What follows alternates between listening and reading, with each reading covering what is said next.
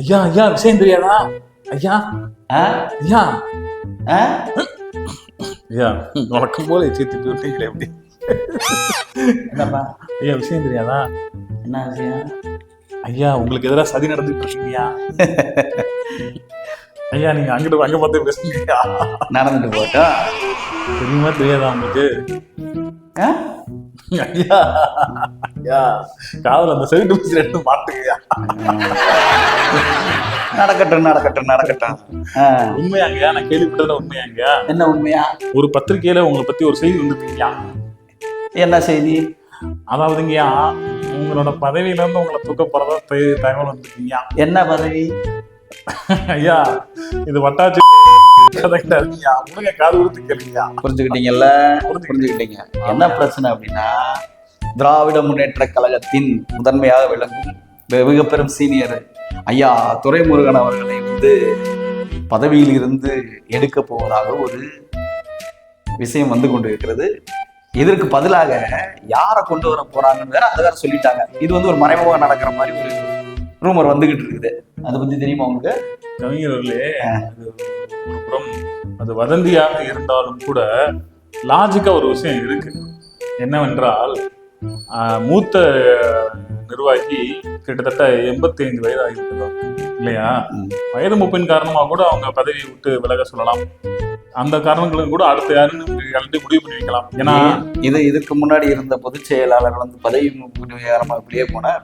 இல்ல சொல்றேன், அவர் இருந்தார் இல்லையா? இவர் 45 வயசு தான். கரெக்ட். அந்த மாதிரி ஏதாவது ஒரு விஷயம் மறைமுகமாக திரைமறைவு நடந்து கொண்டிருக்கலாம். அது கேளுங்க. இல்ல நீங்க சொல்வது போல சரி என்ன காரணத்துக்காக எழுதியிருக்காங்க? பேப்பர்ல என்ன எழுதிருந்தாங்க?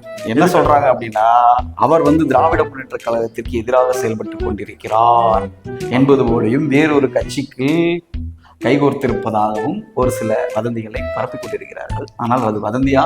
இதை முற்றிலும் நான் நிராகரிக்கிறேன். ஏன்னா தானே தலைவன் அவர்கள் ஆரம்ப காலத்திலிருந்து கழகத்திற்கு உழைத்த அந்த கழக முன்னோடியை தாங்கள் இந்த யூடியூப் சேனல் வாயிலாக பிழை சொல்வது மிகவும் கண்டித்தக்க ஒன்று. நல்லா கேட்டுக்கங்க. அதற்கு அவருக்கு பதிலாக திரு TR பாலு அவர்களை கொண்டு வர போவதாகவும், TR பாலு அவர்கள் வகித்த பொறுப்பான பொருளாளர் பதவியில் இருந்து அவரை எடுத்துவிட்டு திரு ஏவா வேலு அவர்களை கொண்டு வர போவதாகவும் ஒரு செய்தி அடிபடுகிறது. அறிவாலயத்தில் மிக பெரும் அட்ராசிட்டி.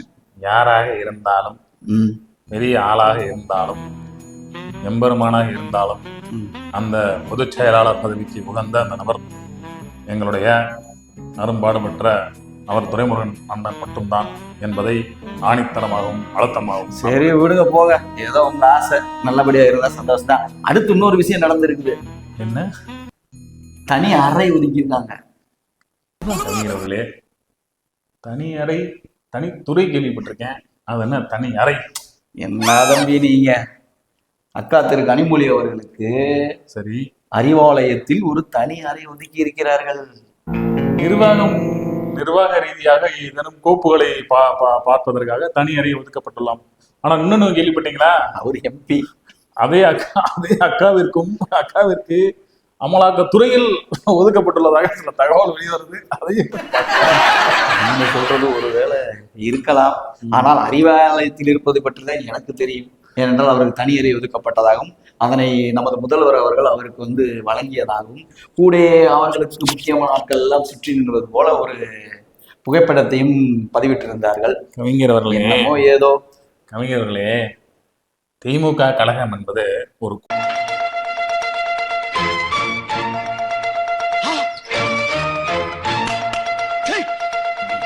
கவிஞர்களே, தனியறையோ அமலாக்கத்துறையோ அது என்னவென்று பொறுத்திருந்து பார்ப்போம். நன்றி, வணக்கம்.